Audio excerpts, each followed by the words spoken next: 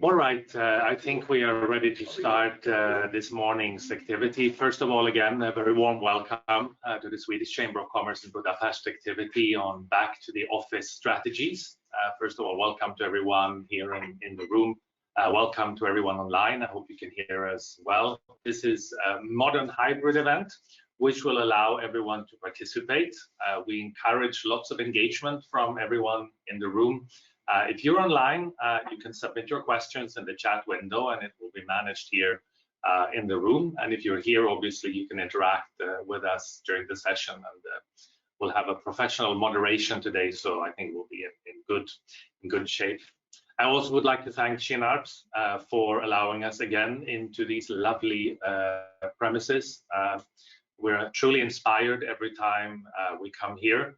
And I should say that this is a follow-up and a continuation of a recent Back to the Office strategy event that the Chamber held maybe about a month ago, where we discussed general challenges of how do you actually come back to the office and what should be some of the leadership challenges that come with convincing, forcing, discussing, and aligning with your employees on how to set up a hybrid work model that works for everyone in terms of the team setup and commuting time and other aspects.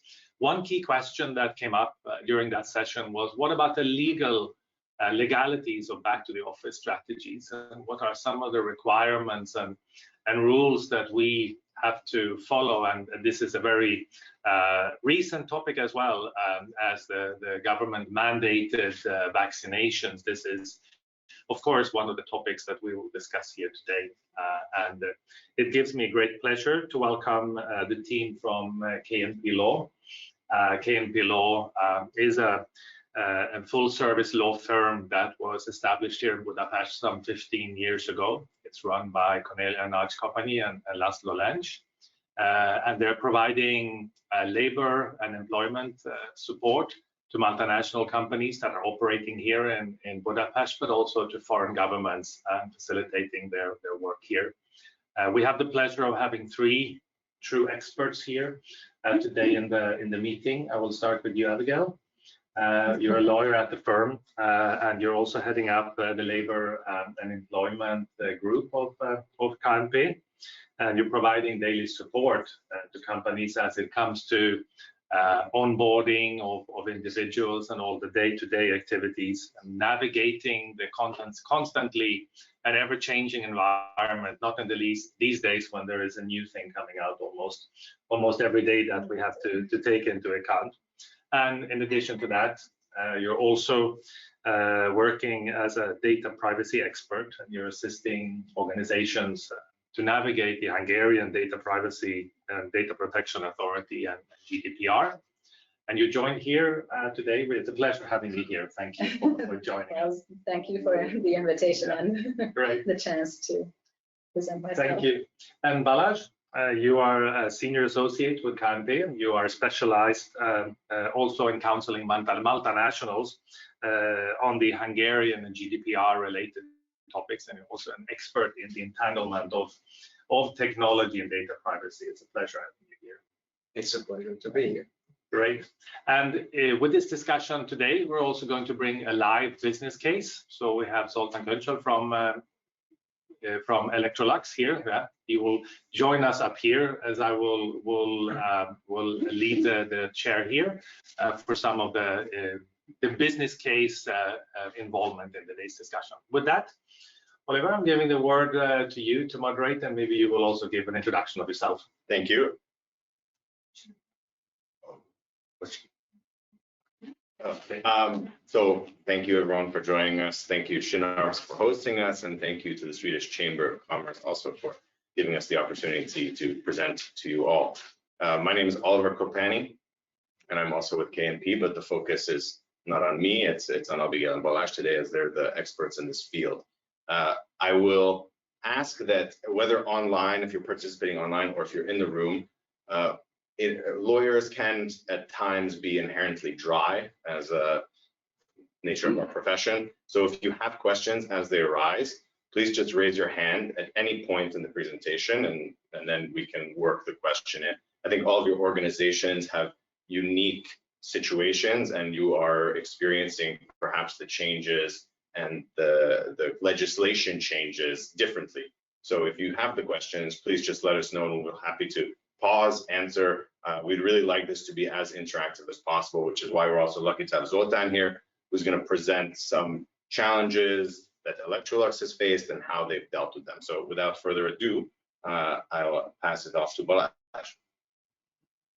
Okay. Could we go to the next slide, please?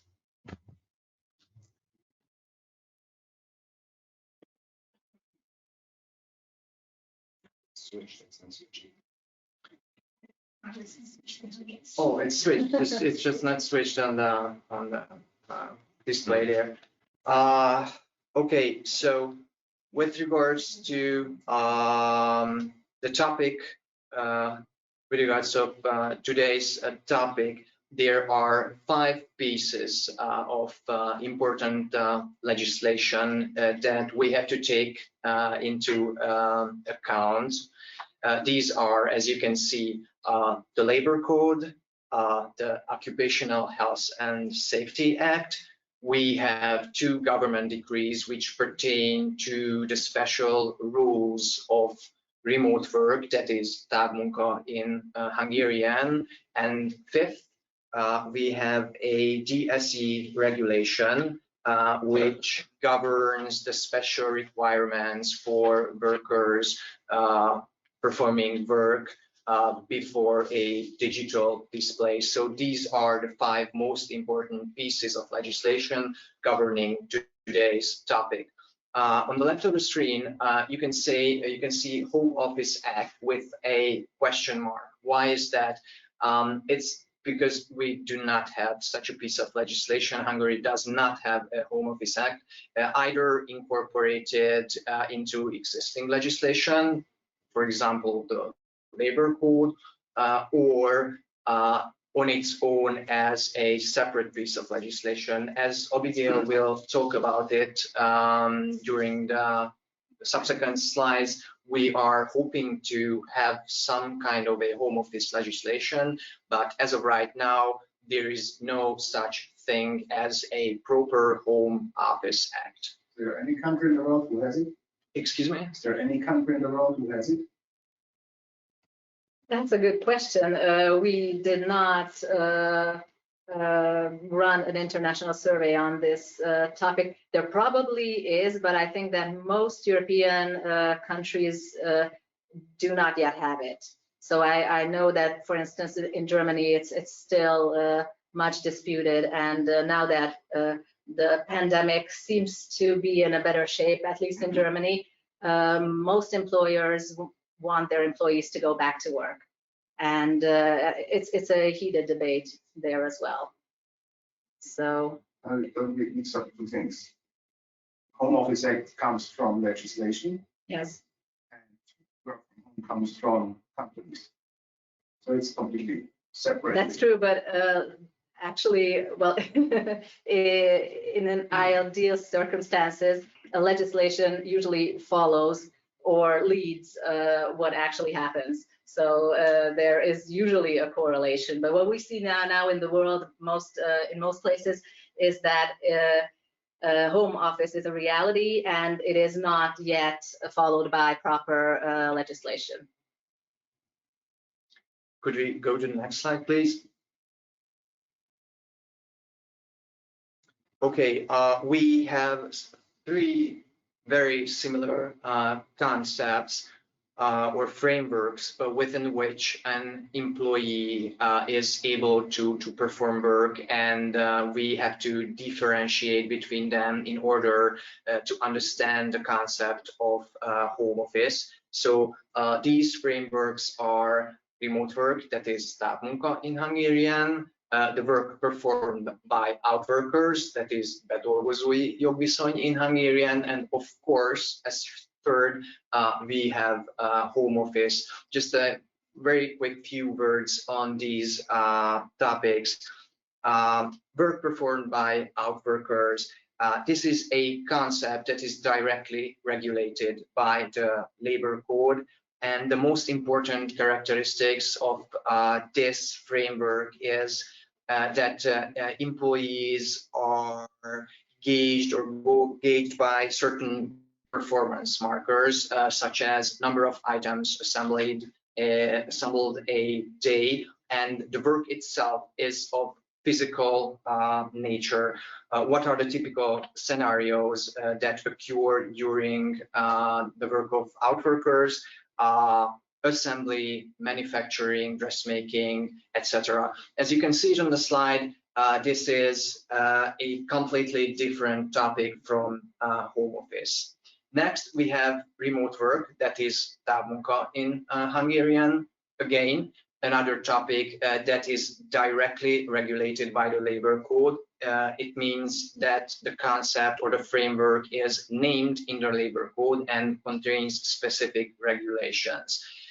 You can see it also on the slide that távmunka, remote work, has quite stringent requirements in order for an employee to qualify for such a framework. Please note that these stringent requirements only apply to the normal state of affairs, because you see, Abigail will talk about it, that with the pandemic and introduction of interim measures, these stringent requirements have been quite diluted by the introduction of certain government decrees.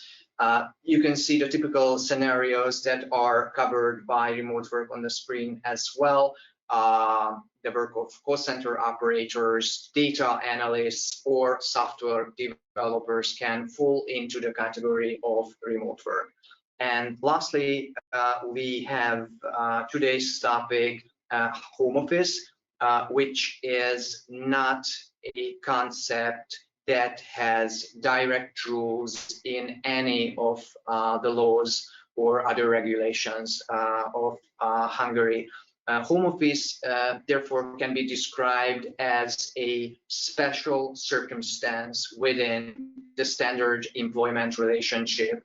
You can see it on the right side of the slide that there is a debate that, due to the fact that it is not regulated by law, where exactly can we place home office? Is it entirely inside the standard employment relationship, or are there scenarios where home office falls under the scope of remote work? That's why we put HO on the border of these two concepts. Please, could we go to the next slide? During the next two slides, well, I will be talking about the differences between remote work and home office. So with regards to requirements, I have said during the first or the second slide that remote work has quite stringent requirements in order for an employee to qualify. What are these? The employee must work outside the premises of the employer. The work must be conducted on a regular basis, so it cannot be temporary. This is very important.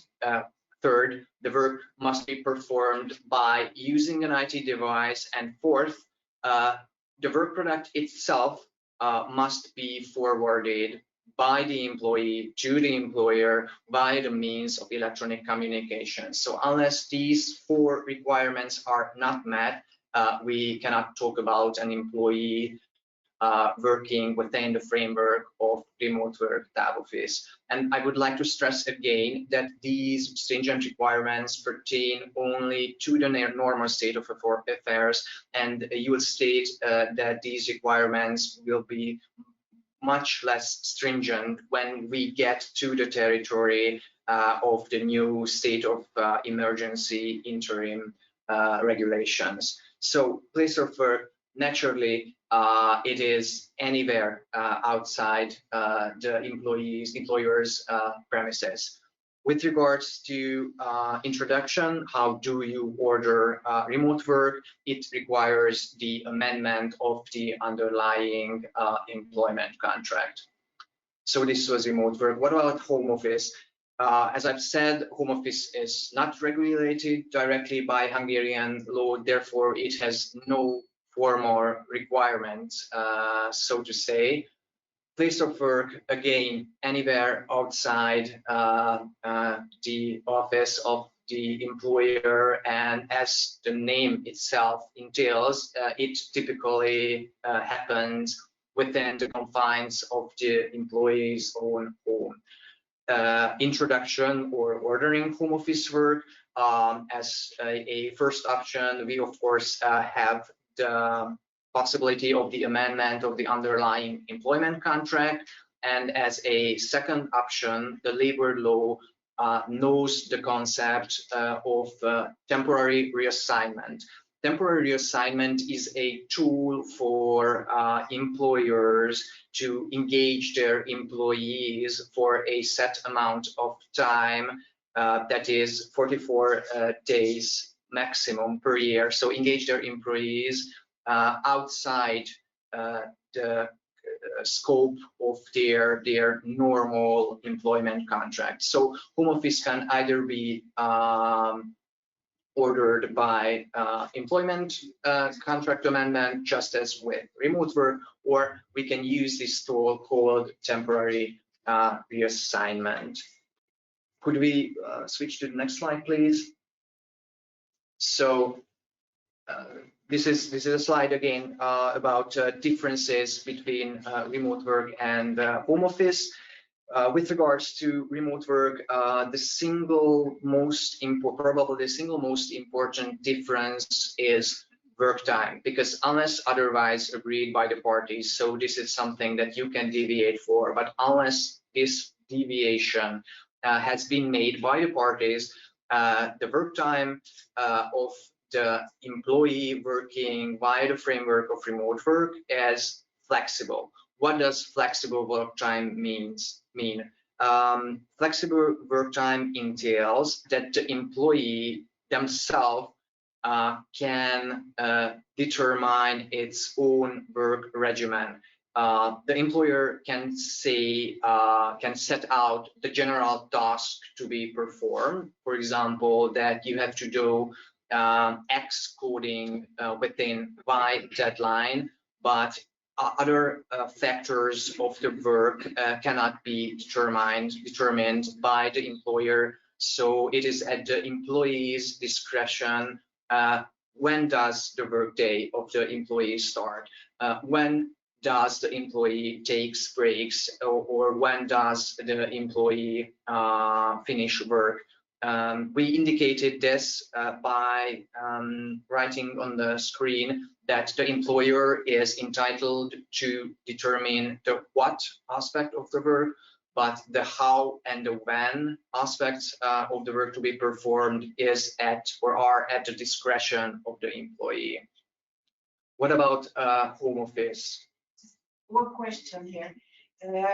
Can they include in the contract that the employer expects the employee that they need that the employee will be available between 10 and 12, for example, every day or something like that? Yes. So when they should be available, because you say that it's not necessary to say it's on the employee who decides. No, of course, the deviation from this is possible, of course, but the legislators' main purpose for this type of work was this complete flexibility of time management. So this was put on the field of the employee as a general rule, but the parties can agree or otherwise, of course, naturally. So home office, because home office so closely relates to standard employment relationships. If an employee conducts work from home office, as a general rule, it does not affect the standard work regimen of the employee. So to the work regimen of the employee. So if the employee is engaged in a standard work regimen, this means that the rules of overtime apply, or the employee is not entitled but must take breaks as per the corresponding regulations of the labor code if his work time exceeds 6 hours a day, for example. And again, the employer is entitled for home office workers to micromanage in quite great detail the what, the how, and the when aspects of the work. Could we get to the next one? Sorry, how do you monitor it? So like you're telling them that, you know, you should keep 20-minute breaks and you should work for like longer. You're not physically there to monitor it. Is there anything that you can put in contact regarding it? Well, or maybe you can share experiences from how it happens in your company. That's one of the typical problems. If you have home office, but you don't have a flexible working time arrangement, then you will have to ensure that these breaks are taken. And even if you do have a flexible working time arrangement, you will have to be able to make sure that they take the breaks necessary based on occupational safety rules if they're working, for example, with IT devices and they're working before a screen. So, well, that is a typical problem which arises. I think there can be certain technical measures that can be adopted. For example, the software can have a timer. And if you use it continuously for a set amount of time, it shows a warning and tells you to stand up. For example, just like nowadays, pretty often smartwatches do that. So you can adopt such measures, but it is not going to be as easy to monitor as it is with normal work. So nobody monitors it over the road. Well, yes, they should be doing it, but yeah.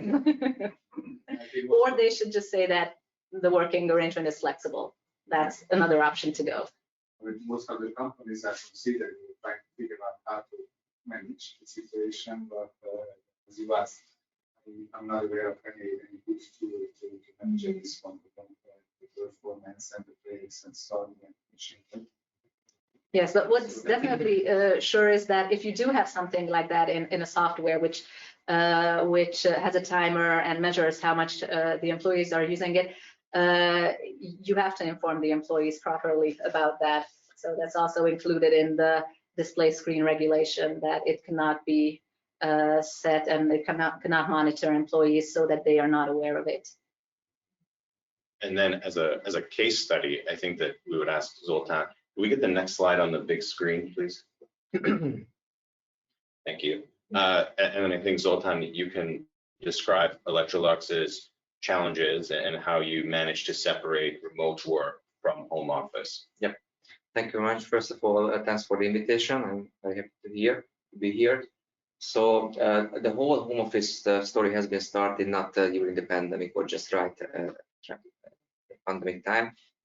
Before that, we have already some kind of request and kind of pressure from the employees that we should make some kind of regulation. At that time, we examined the available legislation for that, and what Balázs mentioned here, the so-called távmunka, remote work, and the others which were non-topical, atypical working times. We checked that, and we finally get the conclusion that it is not actually what we are looking for. So also having discussed with our lawyers, we basically set up a policy which says that itself the home office is considered some kind of temporary change for the working place, and this is based on the employee's request. So whenever they want to change or they would like to have a home office, then for that day we are temporarily modifying the labor contract in terms of the working place. And this is coming from the employees. So this is the initiative, this is the request. And within the home office policy, we regulated that all of these circumstances are there available, the monitor and things that, of course, we were providing some kind of training for them, how to do, what to do, but not as strict as, for example, the occupation law said, because it was not remote work. So we don't. So it's very, for us it was very difficult and complicated to go in that direction, because I think like this what Abigail mentioned, to measure the working time, okay, maybe it's possible, but it's a little bit against the flexibility itself. And for us as Electrolux, it's very important to provide a really good work-life balance. It's a very common word nowadays, but really, so we should really give the opportunity to them, and based on the employees' request, we can provide this solution for them. Of course, most of the office employees has got full flexible working time based on contract, or we give by order to them this working time schedule, and there is no such questions like managing the necessary 20 minutes within 8 hours. So it's also there, and this solution seems to be working. Of course, it is based on some employees' conditions, like somebody has got children or something. There are some reasons for it. This is not the only reason why somebody can request home office. This was the past. And then, of course, when the pandemic has arrived, we have this regulation, and we kind of extended that. And continuously we're searching and checking the available legislation, the so-called decree, when everybody said that, okay, the home office regulation was born, and we said, no, still not. And the biggest difference between this is if you have remote working and all of the suggested remote work, it must be an agreement. This is based on contract, and we don't want to have contract modifications, because if you have a contract modification with your employees, or even you create a contract for that, after that it's very difficult to change back. And basically then, if the contract is there, it's an agreement, it is regulating black and white employees and employers' responsibility. So we couldn't get those flexibility what we would like to achieve, and what we are having with our regulation, which is good, and there is no complaint, there is no misunderstanding, everybody accepting that. Of course, now we have also some internal regulation with the COVID, with some kind of color code that, okay, which phase we are at the moment. And unfortunately, at the moment, the situation is serious. So there is some kind of guidance that the office workers, which has got a job able to do at home, we say that please stay home. But still, we're keeping the regulation. Everybody is initiating still the request to change my working place temporarily at home. It can be temporary even for 30 days a month. It's possible. There is no legislation, but still there is a request. There is a initiative by the employees. We are not instructing them, because if you are instructing, there is kind of a reassignment of the word, so-called kiküldetés, 44. Even we have in a collective agreement 110 days, just like the previous labor code said, we kept it, but we don't want to push the people. So we still keep the flexibility, and as much as we can, we try to apply the law, and based on our lawyers' opinion, it's still possible to use this kind of construction that I just described. So one question, have you evaluated before whether what job types what you have in your organization are sort of eligible to work from home? Because there are certain jobs which cannot be done from home. Yeah, how is that? It's true. We are a manufacturing company, so it's very difficult to ask a quality engineer who is supporting the line. For example. This case we cannot, but it's still it's by the nature of the job. Is some cases it's very difficult to organize, and then in this case we not. Of course, we can also provide some kind of task. I'm preparing for some audit. There are some things when they can be at home as well, but of course we cannot stop the production because it would be nonsense. So we are keeping those colleagues still in the office, of course making all of the necessary precautions and safety instructions, and keeping very strictly. We redesigned the office layout and all of the things, but it's quite common to try to reduce the risk of infection. But these people should go to the factory, otherwise we are not operating. So you leave it completely up to the manager and the employee to agree on the schedule, which jobs are eligible, which not, what days, etc. Everything is up to them. Yes, the principle is that it must be voluntarily, it must be with the line manager approval, prior approval, and that's it. So basically it is their decision. Of course, there is the guideline for the companies. We are in which phases, and there is some kind of certain percent who should be in the factory based on the infection rate. but we give this question to decide and apply within the frame and within our home office policy and the legislation, the external legislation frame, to the hands of the employer, who is the line manager, the direct employer, and the employee. So it's a practical approach, which again, so we wait for initiative from legal. Yes. What's your best guess now? But it's not going to come from lawyers. It's going to be. Don't blame the lawyers. I mean, anyway, lawyers are always the guilty ones. It's going to come from some lawyers, but. What's your best guess based on your experience on the further initiatives to change legislation on labor codes? How long you think we need now, based on today's initiatives, to get the kind of legal framework from work from home? I'm pretty sure that there is not going to be, there are only going to be minor patches to the current state of emergency laws, which I think we can skip the slide and show the next slide, which we will see what the current legislative background is actually, because anybody in the room who really sees we stay with the state of emergency by work from home? You think anybody comes back to the office just when COVID is under control due to vaccination? No, I do. Well, I'm pretty sure that there's not going to be a legislation until COVID is over, because that's not going to be a priority. Never, because COVID will be never. Well, at least until the state of emergency is over. Hopefully that will. So you can't really say that from now it's all. Well, I'm trying to figure out a practical approach. If we say, okay, obviously the guys are busy with some other things, yeah, right? So that gives us another 9 months to summer next year. And then we start thinking, what is the warm-up period for a politician to think about changing legislation? 6 months, plus another 12 months discussion. That brings us to 2.5 years from now, that we can expect kind of legal framework where we can regulate work from home. Is this a fair assumption? Actually, I don't think so, because now we have the interim rules, and I do think that these rules are currently for the state of emergency. But I think that when it is over, these rules will probably continue to apply, maybe a bit modified. But I do think that these rules allow a broader use of home office and a broader use of remote work. And I think that this will most likely be kept by legislators. And I actually hope that it will. So I expect it to carry on these rules, which I will talk about in detail. I think they will be carried on afterwards with the state of emergency with minor amendments. So we are replacing a true change of legislation by best practice. Well, yeah, but it's not going to be best practice, because we will adopt a decree and preferably even a statute. So a proper law, because it goes much faster.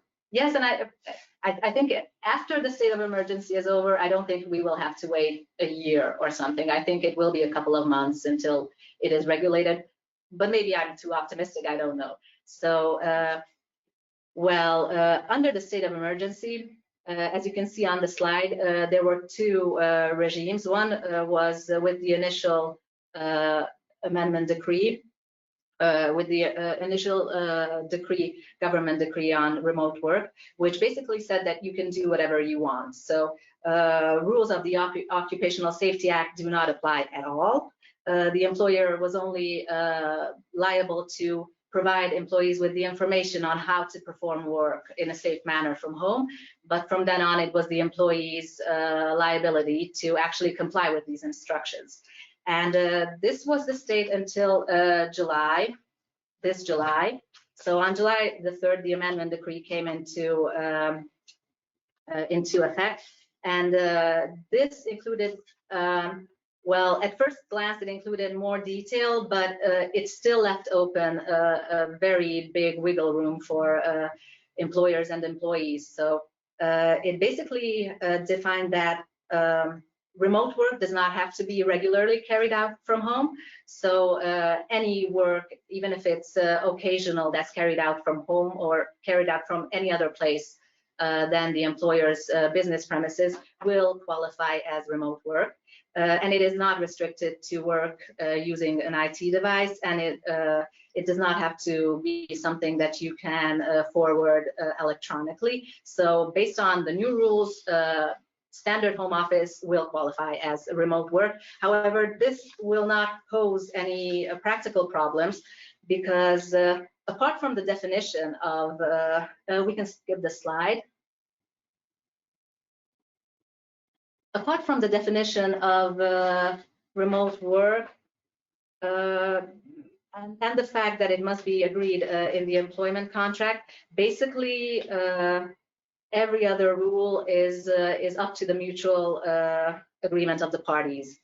And regarding the amendment of the employment contract, it must be stated that this does not have to be a formal amendment of the employment contract. So it doesn't have to be something that's very formal and it's written amendment of the employment contract. It's basically just means that it's a mutual agreement. If parties agree to it, it should be in writing, but even that doesn't have to be the case in all cases. So if you have 2 emails stating that I'll be working from home, is that okay? Yes, it's okay. Even that can be regarded as a temporary amendment to the employment contract. If there are no further agreements on how this setup should work, then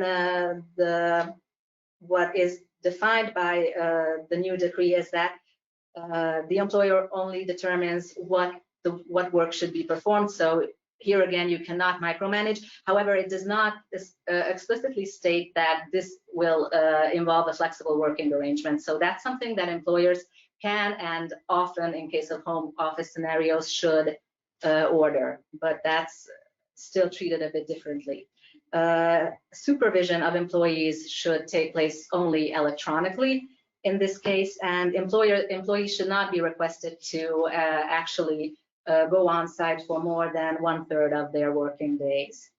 It's very important that they should still be kept on the loop, so they should be able to maintain contact with their colleagues and enter company premises. So you can't really shut them out from everything from now on, but otherwise, and these are all rules from which parties can deviate. So I don't know if there are any questions regarding the exact rules which are now in place. Yes. Yes. What happens if it exceeds the 1/3 of the yearly work days? What if that Basically nothing.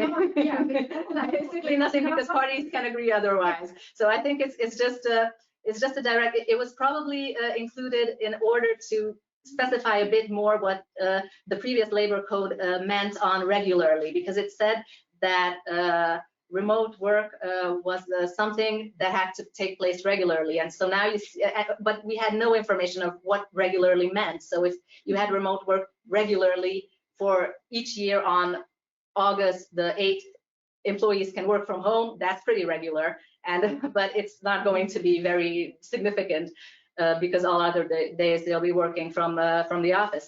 So I think it was introduced to somehow specify what they mean by regularly. But other than that, it doesn't have really much practical significance. Did you have cases that the employee or I think it's basically the employee who was against these home office? Yes, for example, our own case with my husband.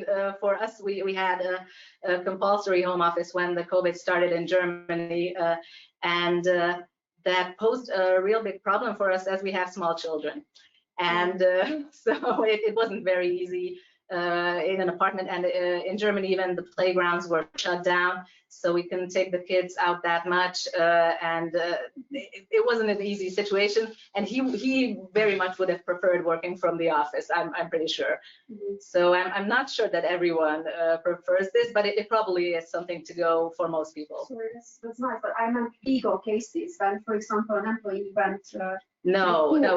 saying that, okay, I can't work from home because I have got small children, or my neighbor is rebuilding his apartment, so I can't. I don't think that these. No. I'm pretty sure that in such cases, these will not be frequent quick cases, and in these cases, it's usually there usually is some kind of a solution. For instance, in case of my husband, the main solution was that as soon as it was to the minimal extent possible to to go by, he was allowed to go back to the office as no one was in the office. So it didn't really pose a threat to anyone's health and safety because he was the only one in the office, actually.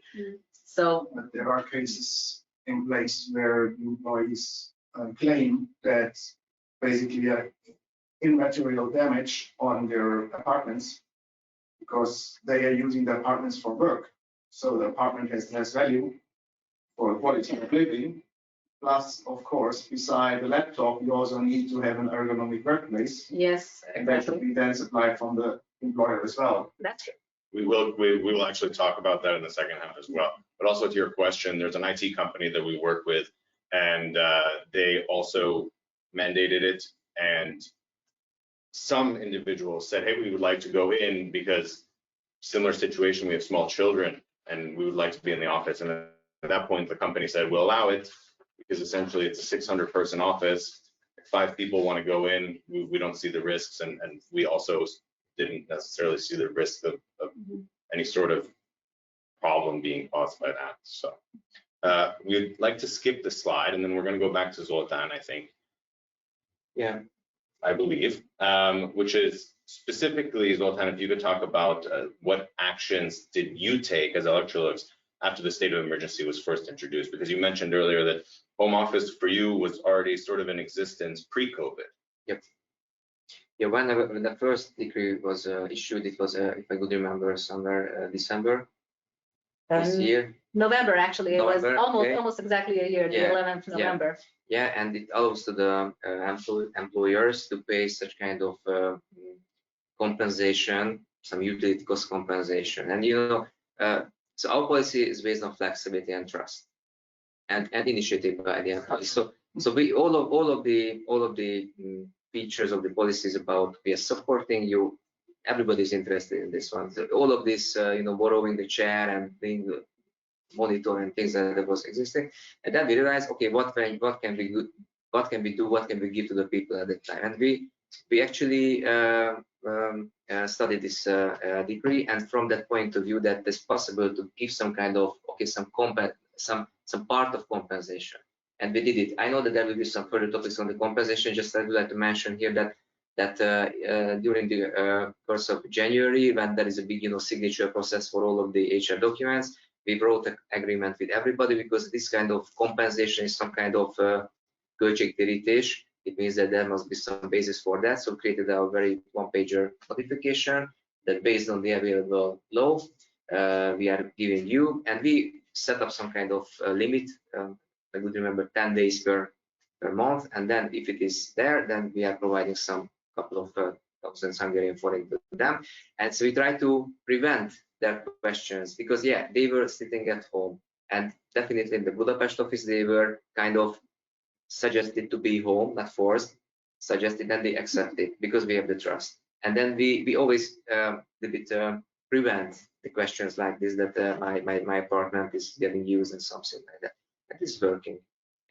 And whenever the second amendment came into force somewhere in July, I realized that okay, this kind of cost compensation can be given only if you are modifying the contract to remote contract.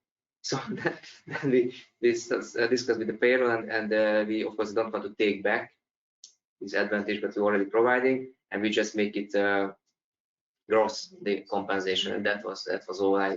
It was agreed by all of the controllers and plan managers. So we continuously giving to them the people, and there was no noise, and there was no how to say that, obstacle or something like that in this point of view. So we still have the opinion that this remote working legislation, even with this kind of extras, is getting softer, but still not what we are looking for. And the lawyers are here, and they are always examining the most complicated and let's say the special scenarios. And yes, that's actually what we are afraid, that if somebody is forced to be home or make an agreement, then anything may happen. For example, okay, I reorganize my life. Our employees, also young employees, they can have children, they can divorce, whatever happens. And that if there is a certain circumstances for a longer time of period, it's talking about half year or year, and then okay, please come to work back, because then everything is off and COVID is disappeared. it's very difficult to do so. If you would like to modify your business structure, something like that, it is risky how you can do that. And even with that, if you don't have only just some verbal agreement or something like that, it is also very, very risky. So rather we have the policy that, okay, prevention, trust, cooperation initiated by the employees, and it seems to be working.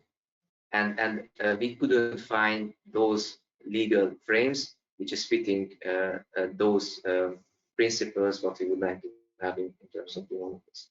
I think also, going off what Zoltan said, what's important to keep in mind is that our job is really to look at the letter of the law, and you as I think some HR professionals in the room, we can give you the guidance to kind of think around, and then your company and your structure significantly better, and you can apply it kind of in practice. So there's some flexibility, like how do we monitor the 20 minutes? Well, we tell you that you have to monitor it, but how you monitor it and what you do with it, of course, is entirely up to you. So yes, but we have to keep in mind the worst case scenarios. And I guess it's all good as long as the unions do not pick up on it. Well, that's another. But that's your decision to make, not ours. I'm not a union. No, Yeah, but in our case, in all of our countries where we have manufacturing and we have office workers, the unions put high pressure on management when it comes to compensation, because why are office people getting the compensation and those manufacturing people have to go to work during COVID? So, and then they decided not to go with the compensation and just treat everyone fair. Can we go to the next slide, please? And I'll pass the word back to Abigail for health and safety. Yes, these are just the general rules, which because one of the main issues and one of the reasons why employers are afraid of home office are the health and safety implications, because it's certain that they will lose their maximum control over employees, and this will pose some kind of a risk. So the general rules regarding health and safety is that it is the employer's obligation and liability to provide for a safe working environment. In order to achieve this, you must prepare a prior risk assessment, and findings of the risk assessment must be addressed. You have to adopt such policies, always taking into account what kind of work we are dealing with. So this is going to be very different in case of construction workers or office workers or manufacturing plants, etc., etc. But you have to always strive to achieve the maximum safety, ensure employee awareness and continuous training. And this is not something you have to do once, but this has to be done continuously, and you have to monitor it continuously. So it's not enough to merely train your employees. You have to make sure that they comply with this. These are the general rules. Employees, on the other hand, must report to work in a condition appropriate for the safe performance of work. They must comply with your instructions and your relevant policies, and cooperate with each other, and make sure that they are aware of the risks and comply with related rules. So that's basically what the general status of health and safety rules are. I also would like to welcome you on behalf of Shinarps in our beautiful showroom and conference center. As you might know, we are working with office spaces and the workspace solutions, and this topic and everything which is comes nowadays to working life and home office and offices is very up to date, actual with us as well. We recently published our white paper, which is based on more than 200 respondents on C-level, how they're dealing with the hybrid work and office life nowadays, which is very tricky and difficult as far as we also hear from our customers. So I already heard a lot of new and useful information from you. I hope you do, and let's continue with this interesting topic and with our speakers. Thank you, and thank you, Shinarps, again for having us. If you haven't seen, there's some fantastic products that Thomas and I tried before we started, these little sound insulating rooms, which are great. So maybe we need to get some of those at the office. Or at home. Or at home. So we're going to continue with Balazs and continue on the topic of health and safety. Yes. Practical approach of electrolytes. Is it fair to say that because of the obligation of the employer, according to the health and safety regulations, the work from home initiative was driven? The driver for the work from home initiative by the corporate employers was driven mostly because of the obligation for liability of employers' health. In other words, they protected themselves to be pointed as mostly guilty if somebody is infecting on a workplace in the office.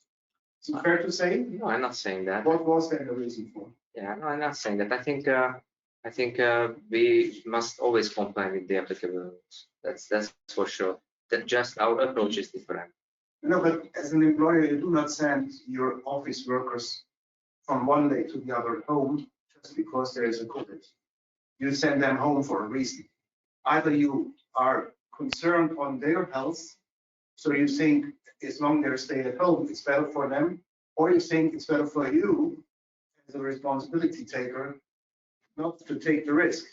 And the lawyer's advice that somebody gets an infection on the place of work. I just want to get, a little bit practical thinking behind the driver, because I was completely surprised when I came on the last weekend before the first lockdown from Poland, and I called a friend of Düsseldorf, and he said, I don't know, was Ernst & Young or Price Waterhouse.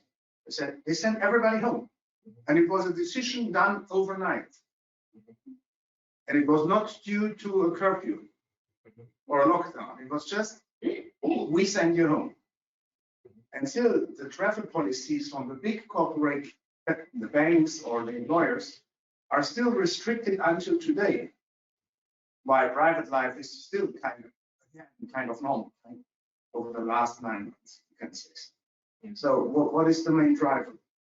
Yeah, I think as a responsible employer, we really take care about our people. So we are always in each and every decision, we are considering the not only just the well-being factor, as I mentioned before, but also the health. It's very, very important. So those word that safety first is really a mandating and very important thing in our.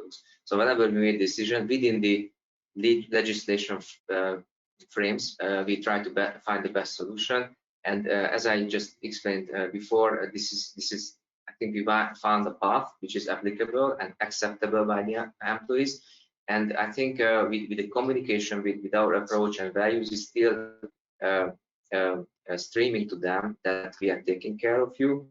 I didn't mention that we made many kind of initiatives and calls and trainings on them to keep the contract, to find the best possible solution to keep them still, even they are working from home, keep within the company, and try to make this kind of small chats. So it's not only, but he's talking about some working as a kind of obligation from home, some kind of strong suggestion, but behind that is always doing on a let's say human way and understanding way from the employees.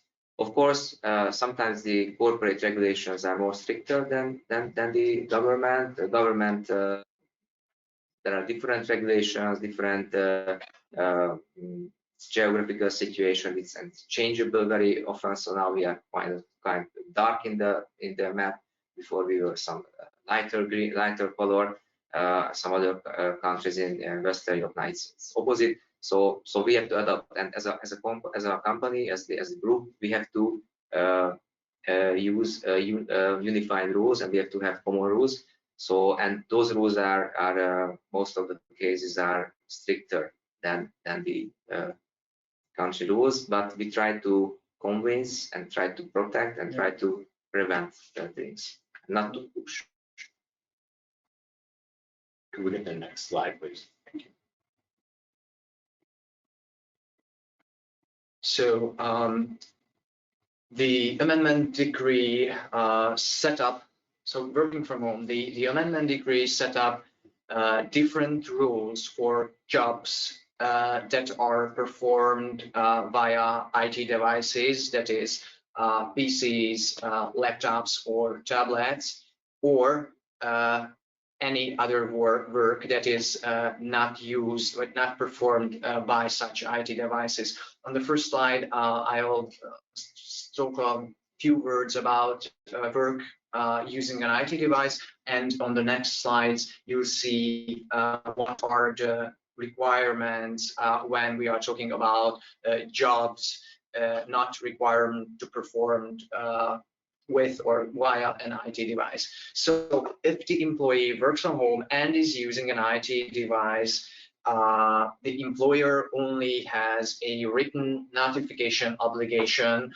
with regards to health and safety. Thereafter, the employee in the possession of this written notification obligation has the right to choose their own workplace naturally in accordance with the said notification obligation. And third, adherence to health and safety regulations will be or must be monitored by the employee remotely via electronic means of communication. So it's a three-step process. First, written notification obligation. The employee then on their own choose their own workplace, and the employer monitors adherence to health and safety regulations remotely. On the slide, you can, the bottom of the slide, you can see the question of compliance with DSE regulations. For example, this piece of legislation sets forth that if a person works in front of a computer, they are mandated to take 10 minutes break every hour. And it is a good question that the employer is liable for the adherence of said regulation, but how can you enforce that the employee is in fact who is working from the comfort of their own home adheres to this regulation? And Abigail had some comments on it, that you can use softwares or similar solutions to introduce some kind of a monitoring to this process and mitigate employer liability. Yes, but in this case, you will have data protection issues, which you will have to cover, but that's not something which we will talk about now. So yes. Okay, could we go to the next slide, please? So this is when the work is performed from home, but we aren't using laptops, tablets, or PCs. The intended place of work and the corresponding health and safety regulations must be directly assessed by the employer in this case. And this means that the employer has the right, and most of the cases will have to enter the employee's home and check whether the designated work and area is obstacle free. The desk is positioned or the workstation is positioned in a right way. So most of the time it can entail an on-site assessment by the employer or the representative of the employer whether the designated or the planned work area complies with health and safety regulations.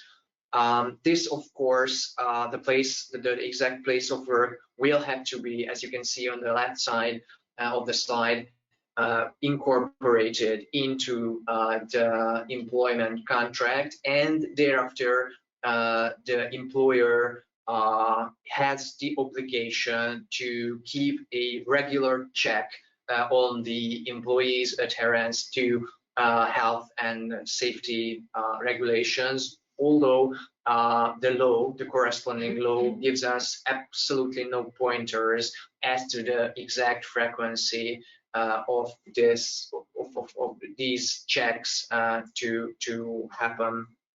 I'd like to point out that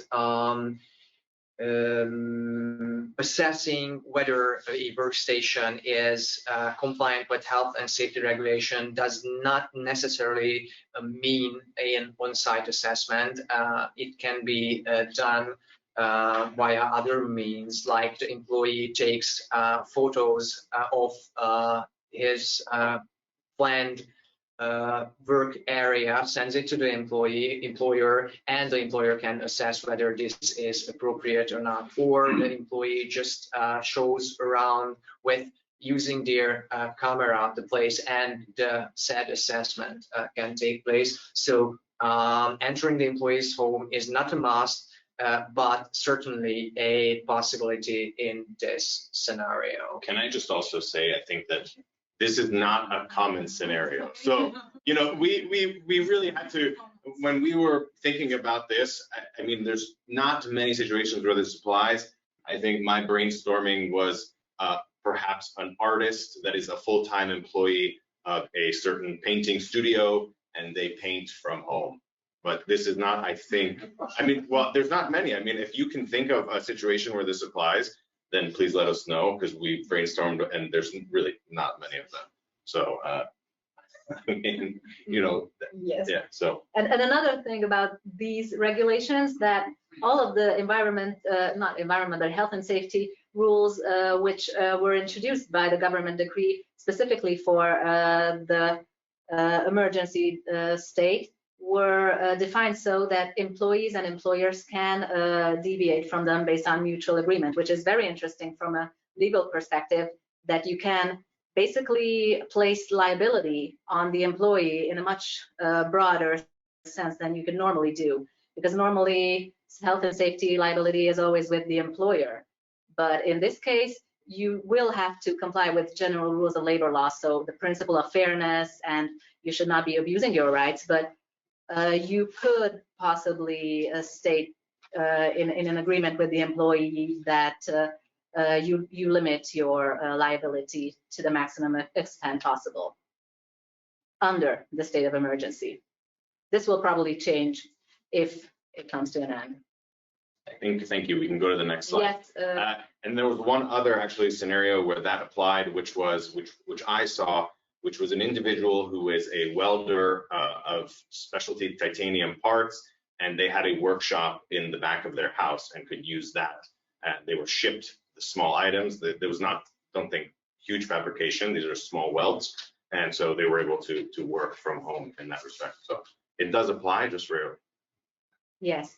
But regarding the question of whether home accidents qualify as occupational accidents, the brief answer is, as it is in the blue block, is yes. So if an employee has a work-related accident at home, it will constitute an occupational accident. However, these accidents must be accidents that happen during or strictly in connection with the work performed. And that is an interesting thing, because employers usually are afraid of this solution, partially because they will have less control over the workplace, but will still have full liability. Although, as we saw, until the end of the state of emergency, this liability can be actually limited. But otherwise, this is true, and this does pose some kind of a liability. But it does, in a practical sense, also involve a smaller scope of liability, because normally if you have an employee working at the offices, you will be liable for any accident that happens within the offices. So for example, accidents in the kitchen with the coffee machine, accidents in the company restrooms. Whereas if they're working from home, this is going to be limited to their actual working stations. It's not going to apply to their own breaks in their own kitchens or their own restrooms. So it's not necessarily a bad thing for employers. So as you can see on the slide, definitely if the desk provided by the employer collapses, laptops explode, those are going to be occupational accidents. If you're moving and stacking items, for example, handling large files at home, this is also going to be regarded as an occupational accident. If you take advantage of, for example, catering organized by the employer, this will also qualify as a workplace accident. However, this is going to be very rare under a home office scenario. So I've heard of companies which have, for example, a Pizza Thursday, and in order to boost employee morale, they had this Pizza Thursday even in home office. So pizza were shipped to the employees. That's basically the only scenario where I can think of which will apply in this catering scenario. But normally, if someone falls or electrocutes themselves in the company kitchen, this will still be an occupational accident. And generally anything where you use services provided by the employer. So we can skip to the next slide, where you will see what does not constitute occupational accidents in case of home office. So anything which is outside the workstation of the employee. That is why it's very important to actually have an agreement with the employee where it is tracked what constitutes their own workstation. So it should be, in case of the most typical scenario, so where you have employees working with IT devices, it should be the 2-5 quadrat meters where their workstation is actually set up. So it should be work which is carried out there, and that's why you have to document it. And any accident which happens there will be an occupational accident. Anything which happens anywhere else in your house will most likely not. So, and in this regard, we also expect market effects from the market. So companies which work with health and safety issues will probably soon have products which companies can order as off-the-shelf products, basically, in which they go to the homes of employees and make this assessment, which is required for a compliant home office operation. So this will be probably something which in the near future will be available to most employers. So we can skip slides. Yes. Regarding home office, another question is what employers have to provide, and this also relates to the question of what occupational accidents can occur, because naturally all accidents involving the malfunction of something provided by the employer will qualify as occupational accidents. So what do employers have to provide? Generally, anything which can be qualify as work equipment. And there is no difference under home office. However, there is a rule that explicitly allows employees to use their own equipment. However, in this case, we do definitely recommend having a risk assessment of such equipment and a detailed some kind of detailed protocol which defines which of the employees' equipment will be used and which of the employer's equipment will be used. The regulation on disk screen work does actually include several very detailed rules on what should be provided to employees who are working with screens. And this is where some employers do make mistakes, is that they only provide employees with a laptop for home office, and they think that, okay, now you have a laptop, you're ready to go, you can go into full home office mode. That is not going to be enough. So the regulation on display screen environment and display screen work specifically defines that employees are entitled to a monitor shelf or adjustable table, and they have to have a separate keyboard. That is why laptops are not the only solution. They have to have an adjustable chair. If they request, they must be provided with a footrest, and similar rules are included in this regulation, which was not changed under the state of emergency. So it remains to apply just as it did before. So these are basically the rules of what equipment is definitely needed. And just regarding the actual risk combined with home office from a practical point of view, I checked the numbers of how many work accidents are actually reported or were actually reported. For example, last year when we already had a very wide range of home office work, and last year there were 11 cases of home office workplace accidents out of the 20,366 occupational accidents reported overall. So it's you can see that in practice it is not going to be a very substantial risk, and it will probably be a slightly lower risk than you will have in the offices because it will be limited to the workstation.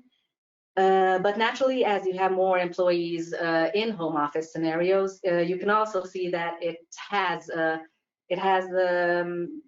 you will expect to see more and more home office accidents. So just to put it in perspective, in 2019, when we didn't have COVID yet, there was only one home office work accident reported. So the 11 ones reported last year, that's already a tenfold increase. So probably it will continue to increase, but I do not think that it will become something very significant. Okay, next. Sorry, in case of the equipment, do you have to double set it? So like you still have one in the office if they're working in the office and have one at home? It depends on how you work and where you work mostly from. If you only work from, if it's a hybrid, then you will have to have some kind of a, but it only said that you have to have a separate keyboard. So maybe you can have 2 keyboards, and apart from that, use a laptop and use it with a separate keyboard, for example. That would comply in this sense. So you don't know. Chairs. Yes, that would be my question as well. You need to buy your own one. Well, actually you would, but you can agree otherwise with the employee. No, just because with the chair it's more tricky, because if they have a bad chair at home, it's gonna cost like in 2, 3, 4 years major health issues, and that's a given. So if the employer doesn't give another chair from a home office as well, it might not an accident, but on a long-term shot, it's going to be a health risk. So I believe in the US, it's already a major issue with the home office thing. In Hungary, I don't think so yet. Normally, if you have a hybrid model, then these occupational safety rules should be complied with in both places. However, as we already said, even the occupational safety rules can be deviated from based on mutual agreement. So if, for example, an employee really likes their chair they have at home and it doesn't really comply with what they should be having, it's not adjustable and you can't, you don't have an armrest or anything, but they love it, then you can agree with them that, okay, you will be using this, but you will be liable for it. Okay, then, but then it should there should be an agreement in this case. Yes. So normally, yes, you will have to have 2 sets of chairs. That's true. I think the issue is here that not many companies giving chairs and desks for home office right now. It can become a volume question, because if you have 500,000 employees and you keep 2 sets of high quality chairs. That's going to show up on your Excel sheet. That's true. Well, if you do have a fully hybrid model where everyone has a workstation in both places, that is going to cost you. If you perhaps have one where you can, on the other hand, reduce office space, then that's something where you can save a little, and maybe it's still make it worthwhile. Any other questions in this regard? What about the internet connection? I had some of our employees saying that, okay, I have an unlimited internet at home, which is good and strong enough to cope with the home office. But they said, okay, then why don't you pay for this? And I said, I'm not paying for this, sorry, because you will use it for private purposes anyway. I'm paying for the VPN, I'm paying for everything else, but your private at home internet. That's a question of cost reimbursement, which we will get to, I think, right now. Okay, so Section 52 of the Labor Code is pretty straightforward on the fact that any justified costs that arise in connection with the employee performing work must be reimbursed by the employer. How does this translate to working from home? Well, theoretically, it would mean that any and all cost items that the employee incurs in connection with them working from the privacy of their home will have to be covered by the employer. So this entails paying for electricity, heating, internet address, and for example, phone usage. And to get back to your question, this would mean that employer does not have to pay for the entirety of the internet service. The employee would have to disseminate or distinguish between this part of this many data this much data was used for private purposes, and the rest of the data was used for work purposes. And the same goes for heating and electricity. If the employee would want the employer to cover their cost, the employee would in fact have to be able to substantiate that to give an itemized description of the cost of the entirety of the costs. So how their entire bill relates to the consumption of their actual workstation. So the employee is not entitled to any and all electricity, heating, etc. costs, only the costs that specifically relate to the operation of their workstation. Can I just also, as a case study, so because I think maybe some of you are thinking, well, how would you do that if my building has central heating? I have 6 rooms or 3 rooms or 2 rooms and they all have a heating unit. As an example, I think that this room combined, there's probably thousands of people that work in the organizations that you represent. And we have seen it, and if you haven't seen it, you might see it, where an employee takes a spreadsheet, does the math, works out the size of the heating unit, and can actually provide evidence of how much that specific unit uses to heat their home office. And it's the same with the internet bill. If they say that my work hours are 10 hours per day, I take 10-minute breaks, you can quite easily work out exactly what percentage of the internet bill is used for work. And so again, you may not have seen it, but you should be ready for it, because you might get a spreadsheet one day that says, these are my expenses. And if they can justify it, then per the labor code, they will be reimbursed for it. So it's but I did from my employees, because they are capable of this. Yeah. And I prefer to pay the lump sum. okay, Yeah. but there's a very important aspect of this, which you can see at the bottom of the screen, that parties may agree otherwise. And to me, home office is a benefit that is being provided by the employer to the employee. So I think that the parties will be able to come to an agreement where the employee will not ask for the reimbursement for the entirety of their cost, because it is a benefit. He or she is receiving a benefit and will act accordingly. And lastly, the interim rules allow for the employers, they give them an option to provide their employees with a lump sum monthly payment that is currently capped at 10% of the prevailing minimal wage, that is around 16,000 forint, as a lump sum cost reimbursement, which is tax-free and does not require from the employee the submission of any substantiating documentation. So the employee does not have to provide an electricity bill, etc. The employer can just pay this amount tax-free to the employee if the employer wishes to contribute to the employee working from their own home. And I'm correct in assuming in some cases this would be a cost-saving measure, if the employees start to actually calculate their expenses, it might be cost saving to provide just the lump sum and easier. Sure, definitely. Could we get the next slide? So then I assume that if we start paying the fixed amount lump sum we want, then we have to pay it all. So then if we decide not to wait for this Excel sheet statements, etc., then we have to make a decision as well. Otherwise, that would be fine. I think that I don't think that there's is there a requirement to.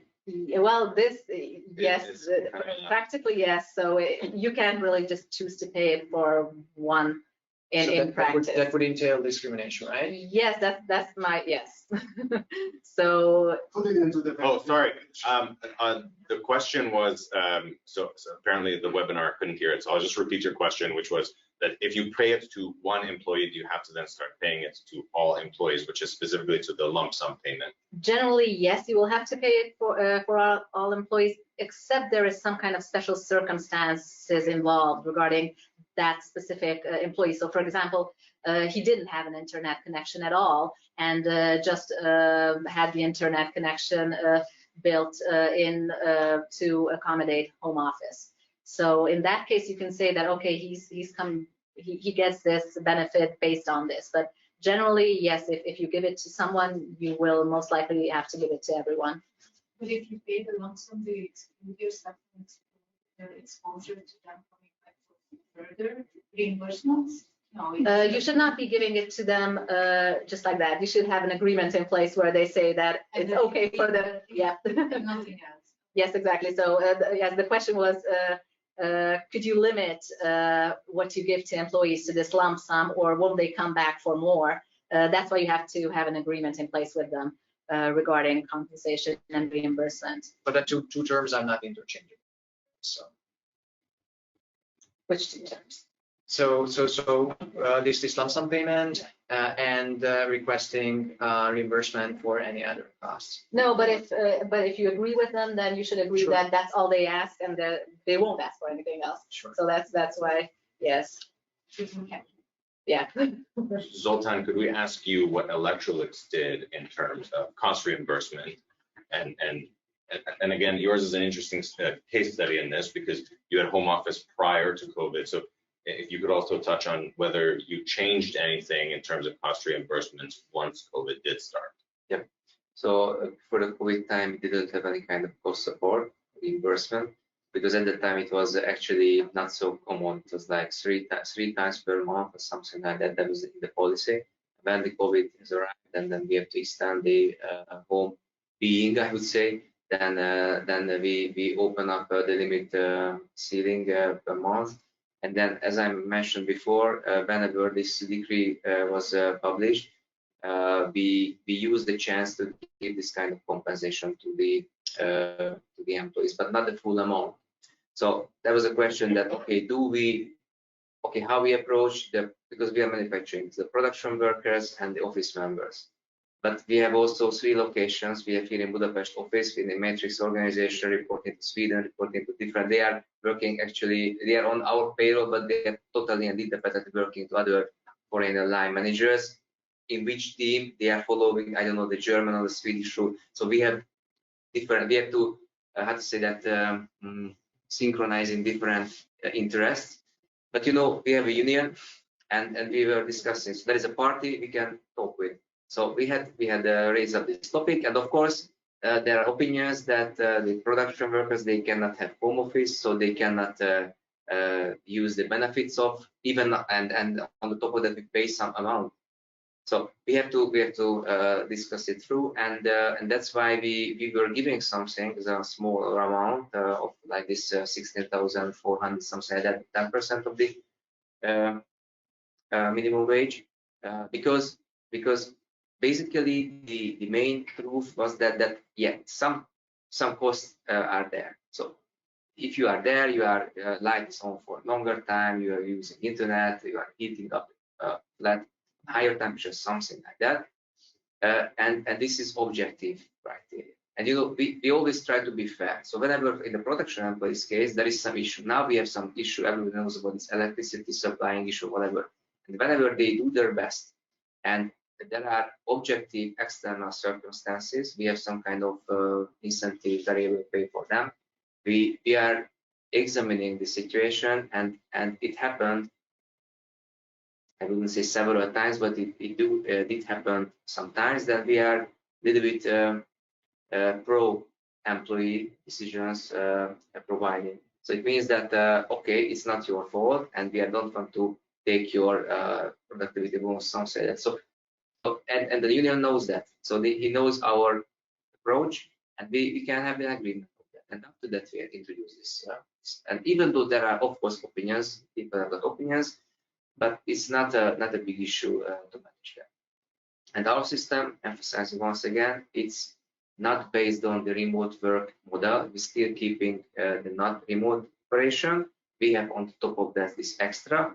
Until July, it was possible to give us some kind of cost reimbursement to achieve heritage without tax-free, and then we moved to the gross version, and we are keeping up this policy following the COVID waves and whatever. So when we are going back, we will examine that, do we keep this for the longer term, or if we are going back to the new normal, as we said, how we will make this decision regarding the cost reimbursement. Because even within the electrodes, the group has realized that we are moved to this hybrid model, and new skills and new solutions were crystallized, and the people really get used to it on the modern working, which was impossible before.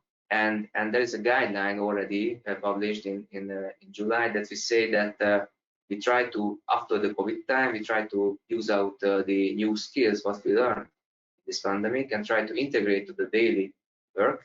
And of course, based on the country decision and local legislation, but itself the guideline said that 40% home office and 60%, 40% home office and 60% at workplace, because still we have to keep the social connections and things like that. So, but this time has not come yet. So we are still in the very serious, bloody COVID period.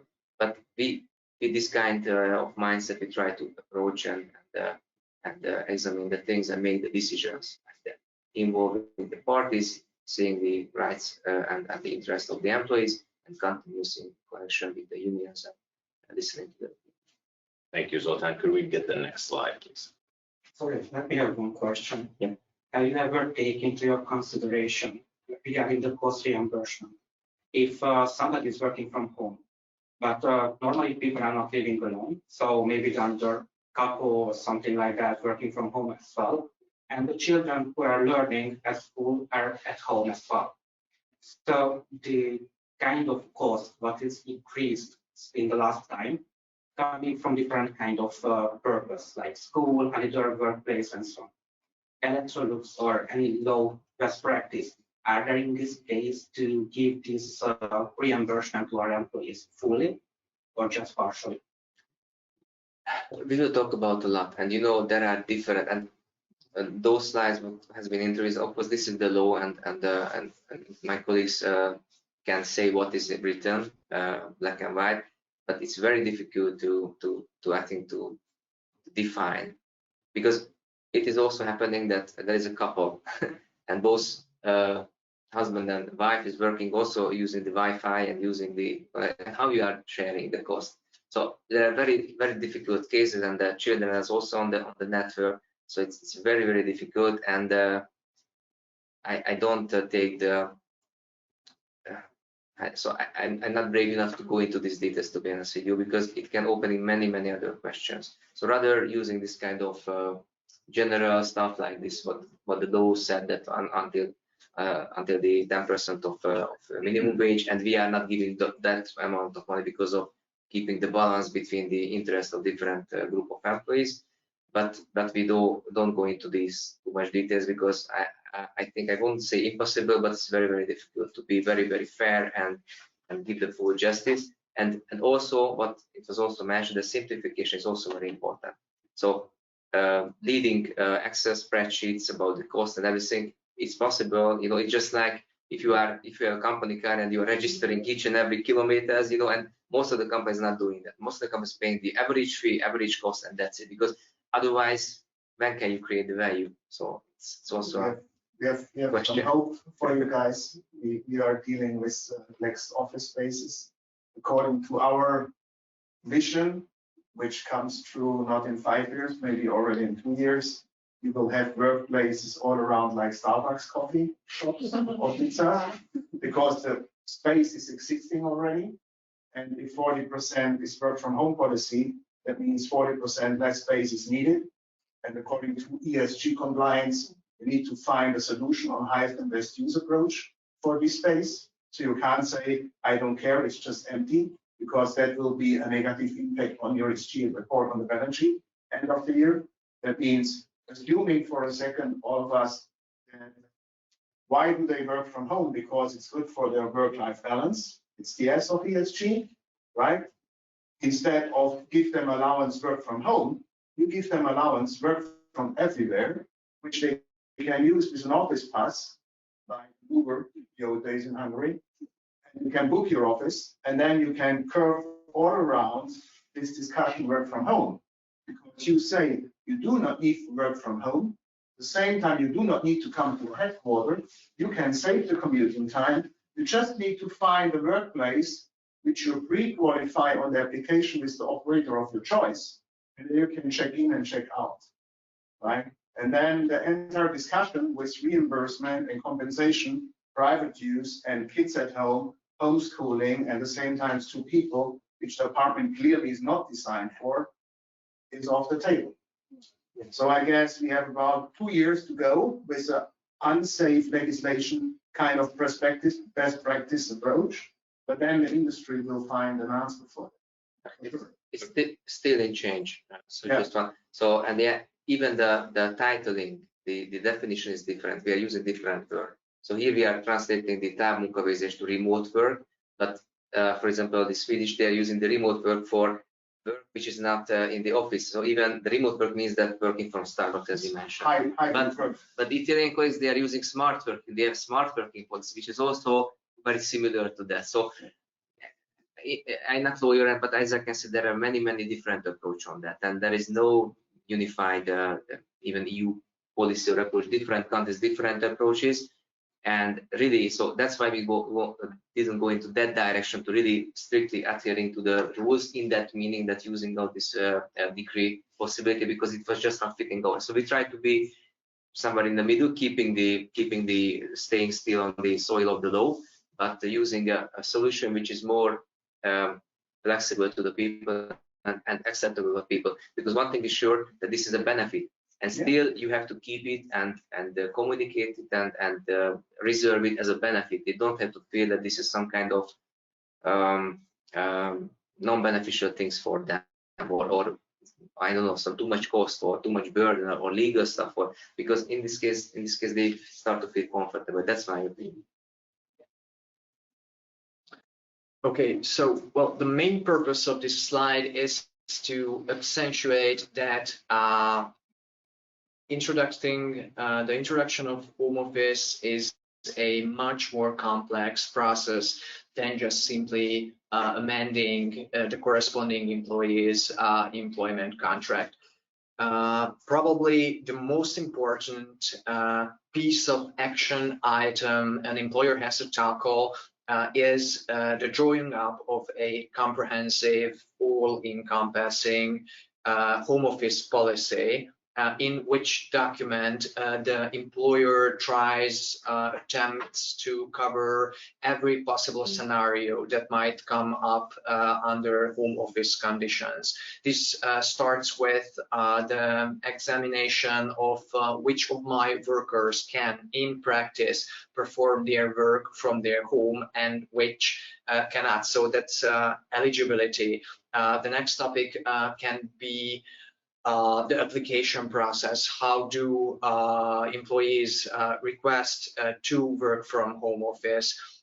It is very important also because I look at home office as a benefit, as a right given by the employer to the employee to regulate in this policy that under what circumstance is the employer allowed to withdraw or revoke this right, because it is possible that after granting permission to the employee to work from their home, the employee's performance might decrease, and I, as an employer, in such case, would like to revoke the right and would want to order my employee back to the office because I am expecting a certain degree of performance from them.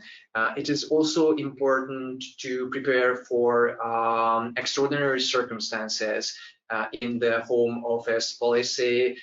These are mainly home accidents, and this can be done by giving a sort of a code of conduct to the employee within the confines of this policy of how to behave, what is an expected behavior from the employee within this home office environment. So the single most important piece of item is a comprehensive home office policy.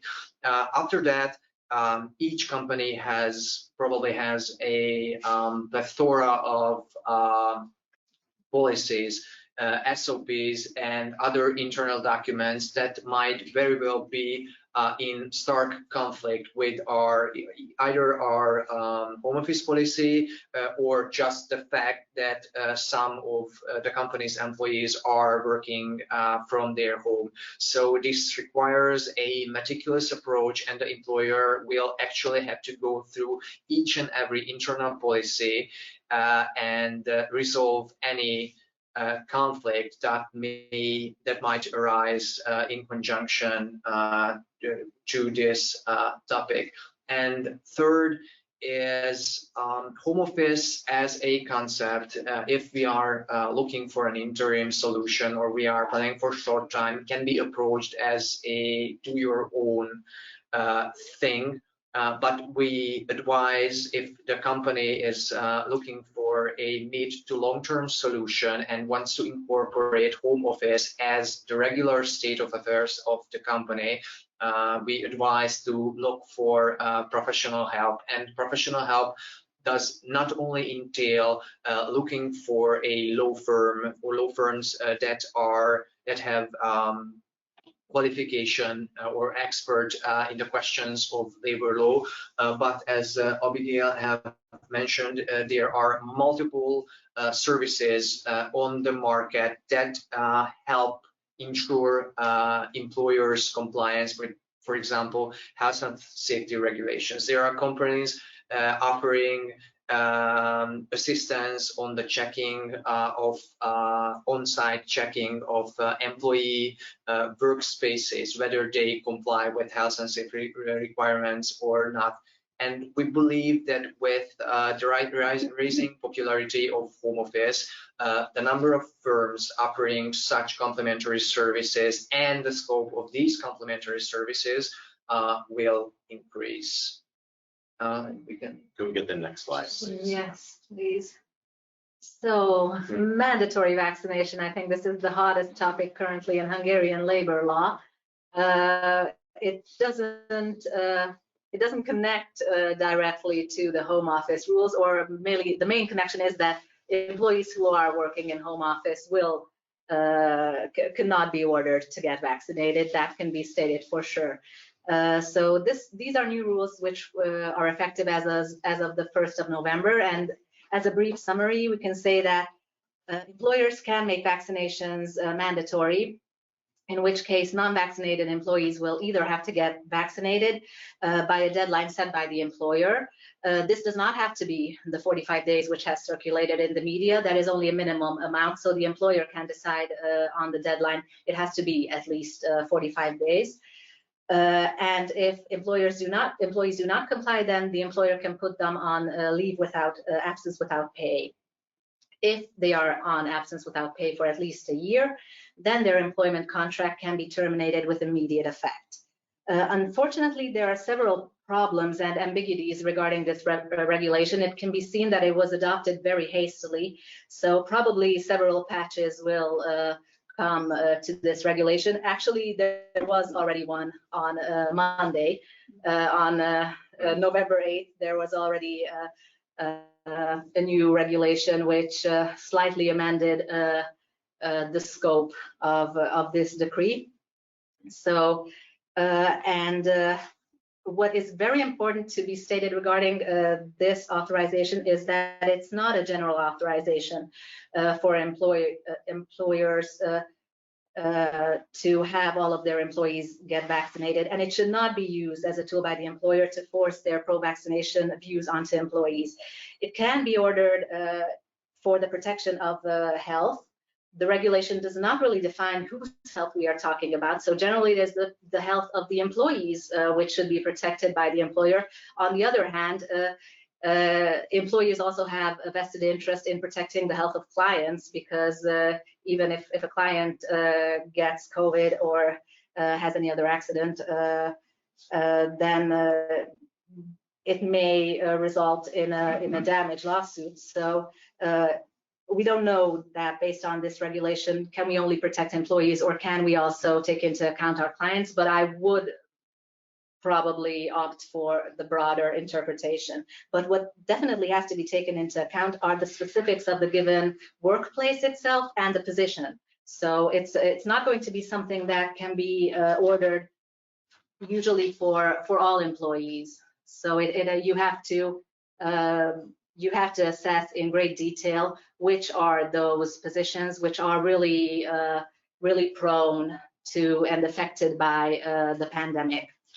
So because obliging employees to get vaccinated is basically a very major interference with their own agency and their own right of self-determination, so it should not be ordered lightly, only as a last resort. And there has to be a necessity and proportionality test which employers have to carry out.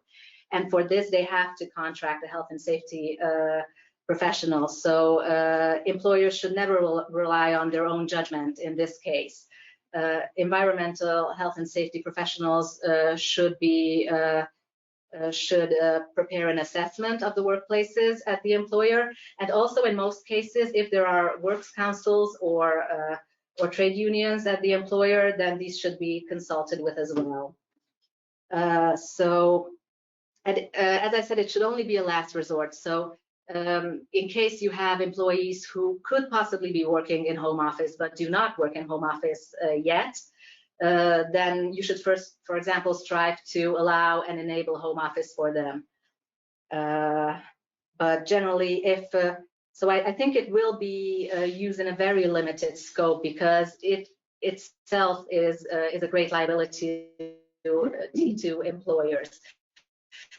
However, if employers do decide to go forth with such a plan, then first they must inform employees of both the deadline and the possible legal consequences of non-compliance. As I said, the deadline can be defined by the employer, but it has to be minimum of 45 days. It has to be, such information must be provided electronically, either in an email or in writing.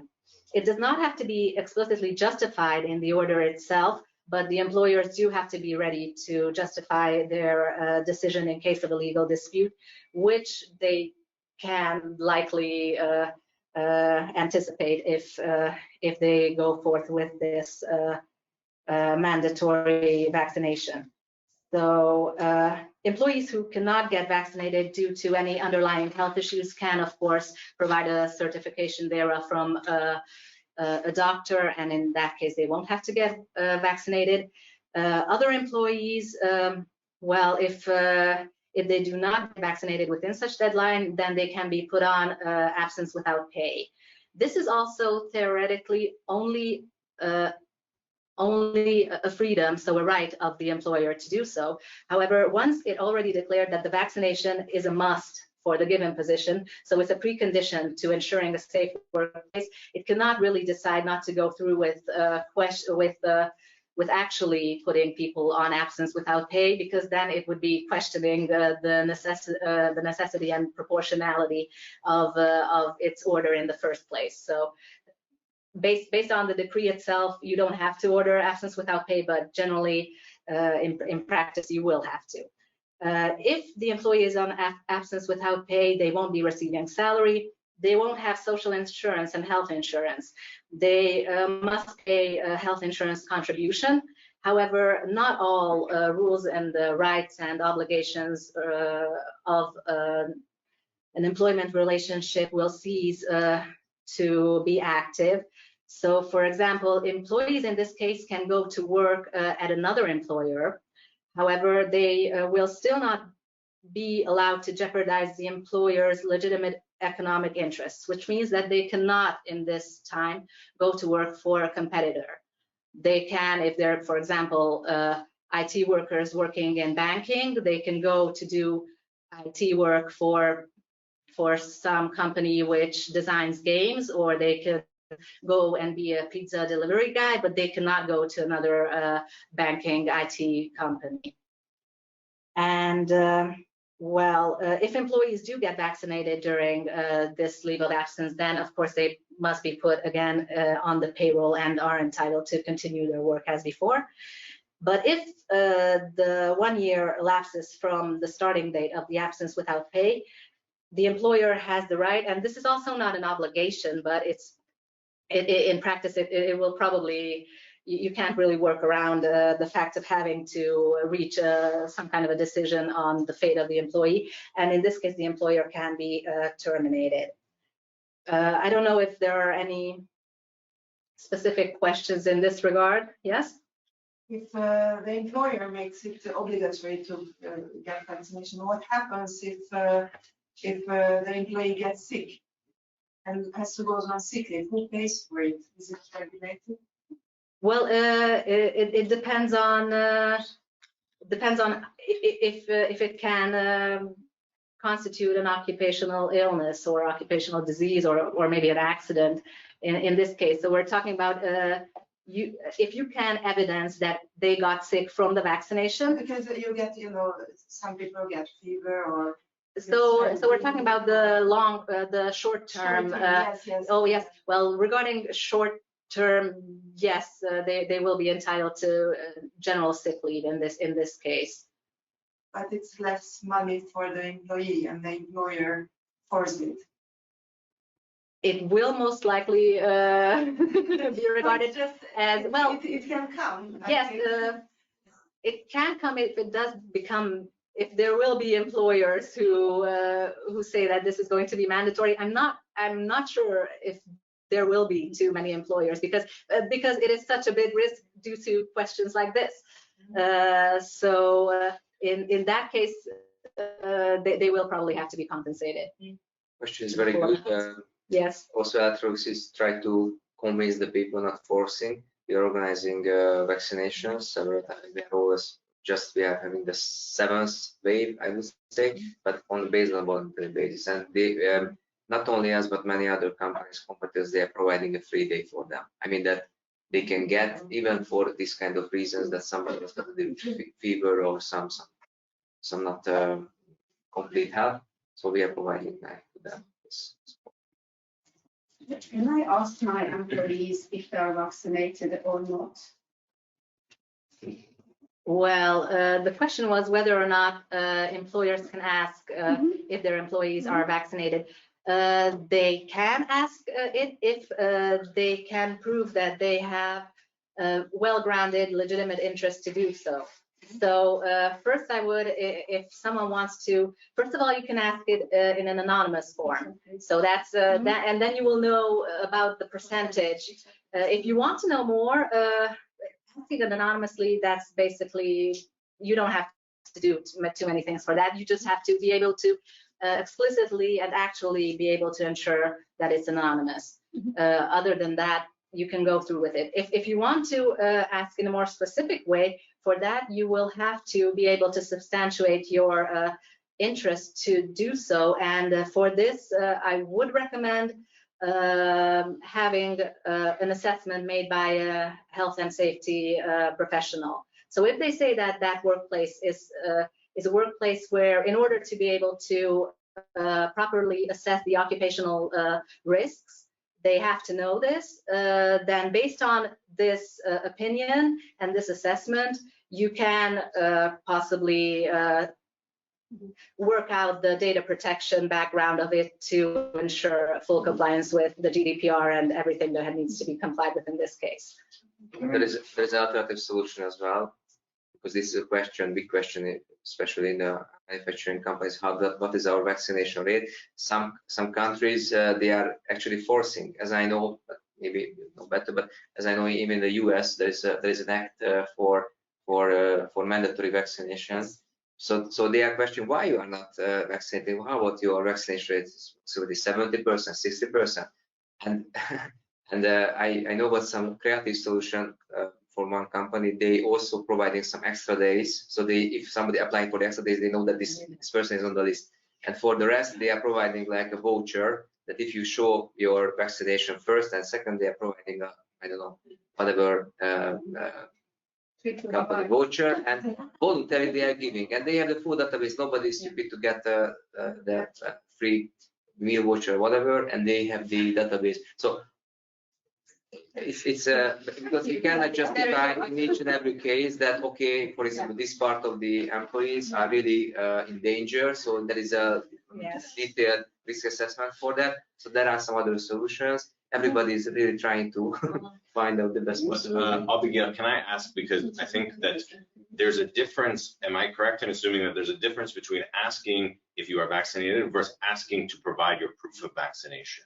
Yes, there's a difference between these two, but both of them have the similar statutory background. So you will have to be able to substantiate your legal interest in case of asking both of these issues. So, but what definitely cannot be asked is if they are vaccinated from candidates. So in job interviews. In job interviews, every employer must refrain from asking this because it cannot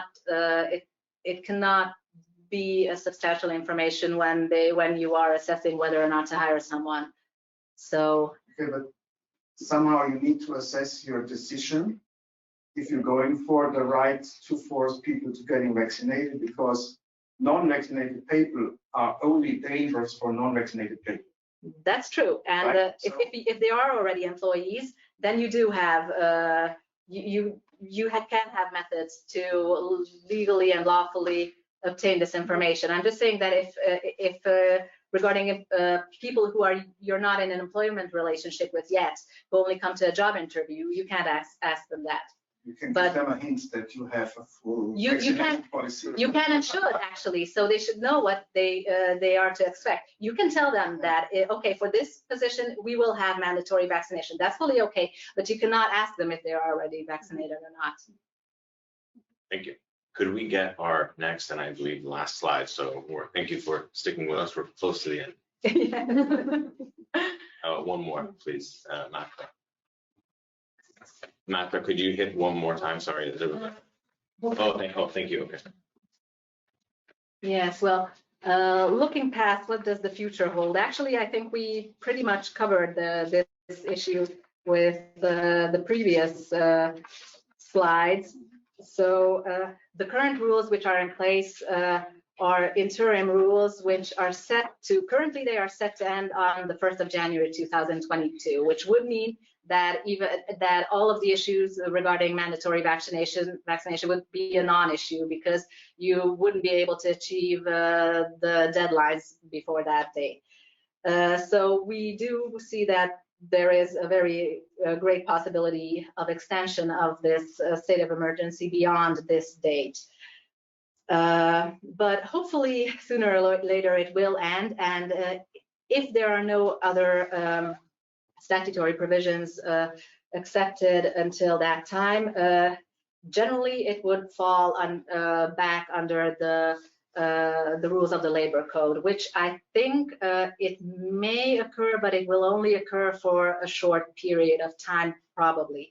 So I do expect to have some kind of a Home Office Act after the state of emergency is over, and I do expect it to not follow very long after. and it will probably take into account the current interim measures, which are pretty flexible, and it will probably still differentiate between work done on IT devices and other work.